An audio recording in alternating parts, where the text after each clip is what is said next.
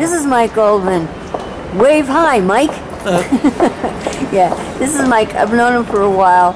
He's, I told him a little bit about the situation out at Treasure Island, and he would like to talk about it a little bit on camera.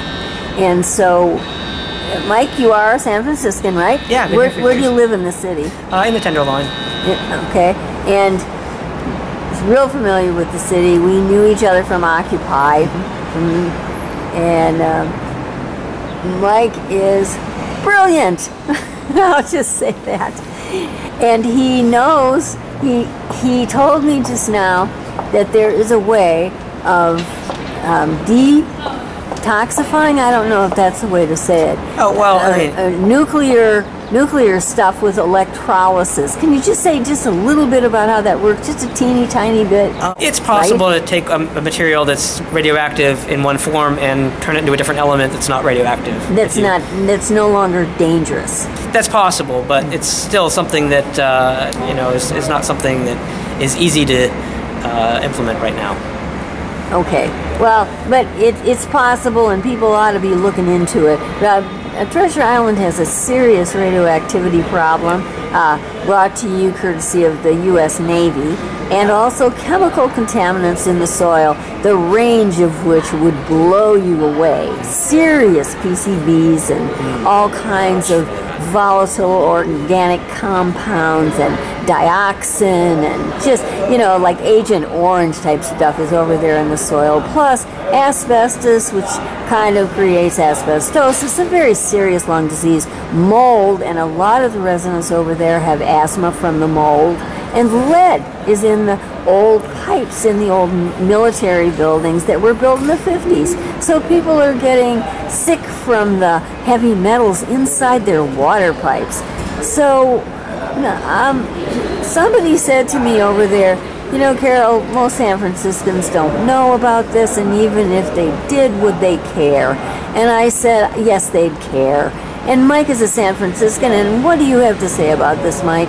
I think that's pretty awful. I definitely care. I think that people deserve to have housing that's, acceptable for, habitation, that people shouldn't be made sick. And children being exposed to lead, that can affect them in their development for their whole lives. This is not something that should be going on in San Francisco.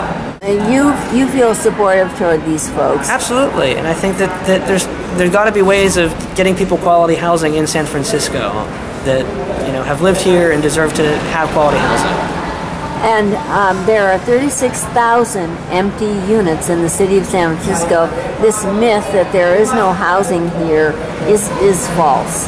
Right. Well, like I recently read that Salt Lake City housed their entire homeless population by just giving them housing. It was cheaper than all the other programs they had to do to deal with the homeless, on the streets. And so they just gave them housing? Well, they arranged for them to have housing. And so I think we could do something that we make sure everybody that needs housing has housing, and that we allocate things appropriately and recognize that it's really a human right. And yes, and we could follow Salt Lake City's example and just put these people in safe housing. But it has to be habitable. It can't just be putting them in a building and calling that housing. If the building is full of chemicals and lead and other toxic things, you can't call that housing because it's just not suitable for habitation.